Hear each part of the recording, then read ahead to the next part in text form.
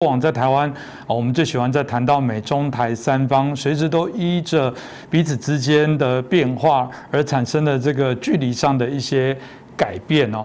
那当然就会提到说，那台湾该怎么自处？不管是开战了之后，台湾应该要怎么做？到底是这时候说，这个在旁边事不关己，还是这时候要去有一些态度跟角色？我想姚忠孝大概是最合适来给台湾也做了一些建议啊。就以您对中共的了解，你觉得台湾到底在这种美中角力，台湾到底应该要做什么事情？您觉得会是最好的呢？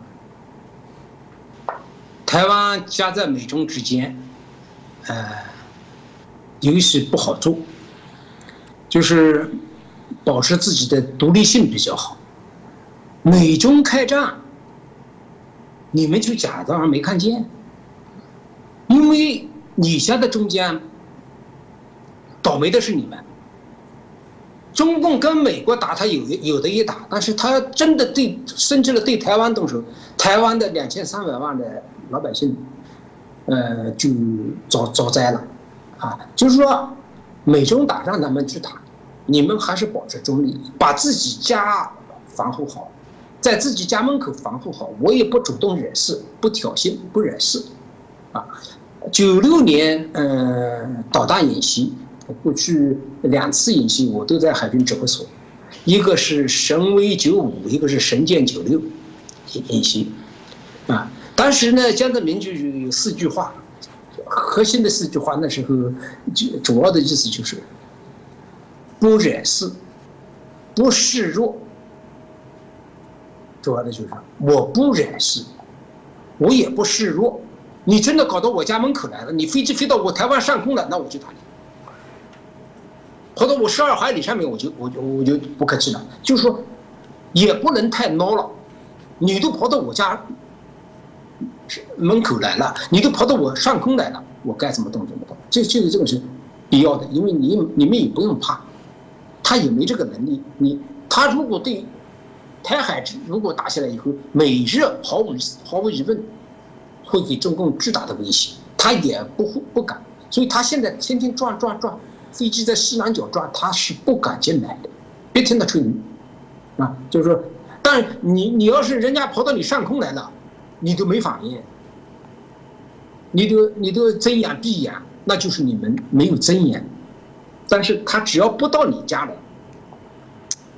来，你美国跟中国打，你让他们去打去，而且他们作战不会在台海。我们从战争分析上来看，美中的作战，第一波战争在第2岛链，在关岛，在美国驻日本的这个基地。在第2岛链打，我在前面也讲过，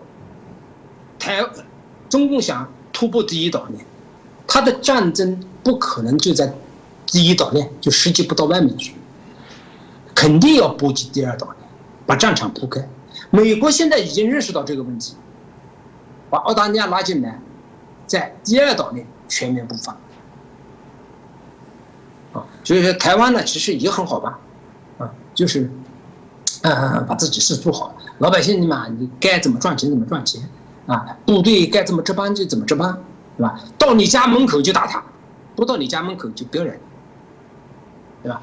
毕竟美中之间的战争，美国也好，大陆也好，都希望把你台湾夹在中间，我台湾就是不在中间。还有一个问题就是，国家与国家之间。没有永恒的朋友，也没有永恒的敌人，只有永恒的利益。也要防这一手。一旦国际形势发生变化，要不然到时候你们站队靠得太近，伤害的是台湾人，伤害的是你们经不起伤害。